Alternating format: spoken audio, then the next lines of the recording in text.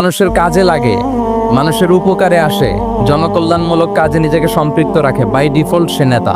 By default সে কি নেতা হয়ে যায়।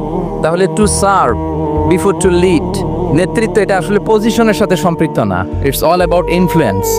আপনার বাবা নেতা ছিল, আপনি ছেলে, তো আপনি নেতা, এটাকে নেতৃত্ব বলে না। আপনি যদি মানুষকে প্রভাবিত করবার ক্ষমতা হাসিল করেন, মানুষের কাজে আসেন, আপনাকে যদি সমাজে কাজে লাগে, আপনি মানুষকে সাপোর্ট করেন, তখন আপনি নেতা হয়ে ওঠেন।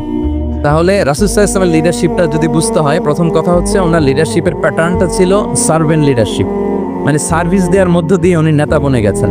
নবী হওয়ার আগেই ওনার মধ্যে এই ট্রেড ছিল, উনি মানুষকে সার্ভিস দিতেন। আরবিতেও একটা কথা আছে, সাইয়্যিদুল কওমি খাদিমুহুম, মানে যিনি সমাজের নেতা তিনি হবে সমাজের সবচেয়ে বড় খাদেম। যিনি